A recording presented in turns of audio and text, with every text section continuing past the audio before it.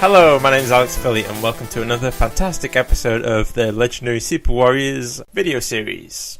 Thank you for all your comments on the multiplayer videos. Me and Kevin did enjoy having those battles and recording those, so hopefully we'll be able to do a few more of those in the future, along with possibly some online multiplayer as well, but that depends on a lot of other factors, so we shall leave that hanging in the air for the moment. Instead, let's jump into today's topic.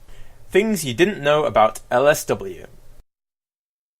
So, you've seen my story videos and you've seen what the multiplayer is like, so now let's delve into a few things that people don't really talk about when it comes to this game. First thing I'd like to talk about is hidden sprites. So at this point everyone's familiar with what the characters look like, what the moves are like, etc. But what about the sprites you haven't seen? What about some of the unused ones? Well, why don't I put a few up on the screen now and let you have a look? So the first category of sprites I'd like to talk about are the template sprites.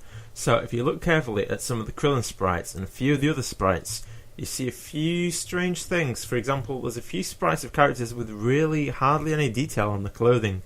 And in some cases the characters don't have arms or they don't have fully detailed bodies.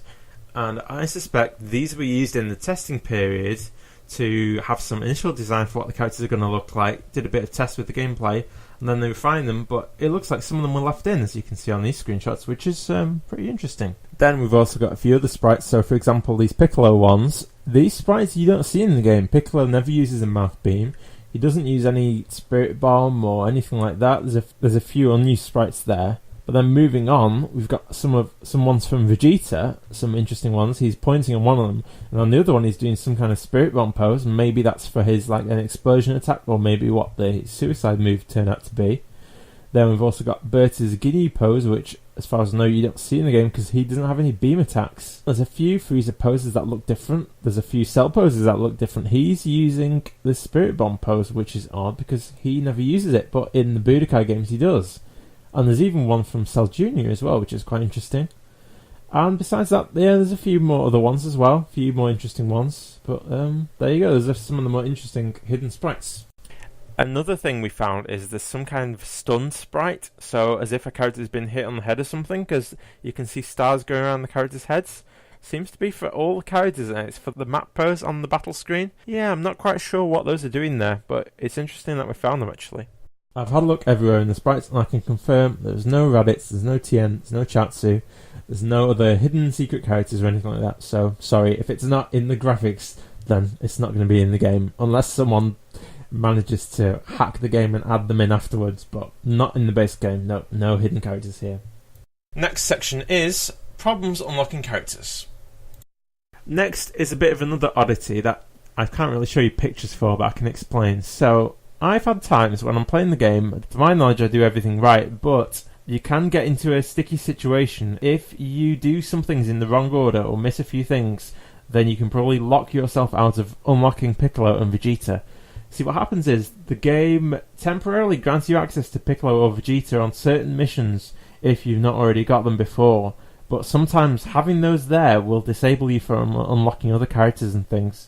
And you can get stuck in a loop where no matter what you do, especially on the second playthrough, you can't seem to get Piccolo or Vegeta ever again. So in those cases, I've just had to bite the bullet, do a whole game reset and just follow the guidelines that I've read to the letter, as in doing the exact same thing, picking the exact same choices, and that always seems to work 100%, so I would do that. But it's an annoying thing because you think if you would have unlocked them once, it shouldn't be that hard, but there's certain things, because with these old games, if you don't follow everything to the exact button press, the exact letter, you can really mess yourself up, and it does become harder when you're trying to unlock certain characters, and you have to use this form against this guy, and if you don't have them, then you're in trouble, especially when you're trying to unlock all the villains, because you need all the characters, and yeah, it's a bit of a problem.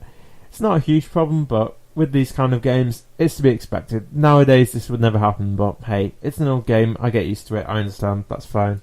For anyone that is really struggling with unlocking Piccolo and Vegeta, I will post a Game FAQs guide below, which will explain how exactly you do that. And now for some miscellaneous facts and stats. I've had confirmation that the sunglasses card actually does prevent the solar flare from working. So, for example, if you equip the sunglasses card and then you use some kind of melee attack against the enemy, if he uses solar flare and you've got sunglasses on, then that's not going to work. And the only way to get rid of sunglasses, as far as I know, is to use the hourglass move, or obviously to kill that character, because then the other character preceding won't have the sunglasses on. And it's interesting to hear about these little cards that people rarely use, and it's nice to hear that it actually works, so thanks for that. And the last thing I'd like to mention is there's a guy called Mochi who is actually looking into the LSW game files. He's looking at the data and he's coming up with some really interesting spreadsheets. I'll drop a link in below as to what he's working on at the moment. He's looking at which characters can use which moves, what the stats are like for each character when you level them up, and also, interestingly, what kinds of cards the enemies use in battle mode, because in story mode, for example, they always use the same cards. So if you look at their deck, you can pretty much plan out what they're going to do, and that would really help you, especially if it's your first time playing, you don't know what kind of cards the enemies have. So I would definitely recommend having a look at that, especially it's interesting seeing what cards the enemies are using, because some of them you don't actually see. If you'd like to find out more, or if you want to join the conversation, then head over to the Discord channel below and chat with other people that know about LSW. And I think that's about it for this video, but I will definitely post some more things if I see any more interesting things. I just thought I'd share with you some of the more rare things that you don't really see or hear about in this game so much. So thanks for watching, and I shall see you on the next video. Thank you.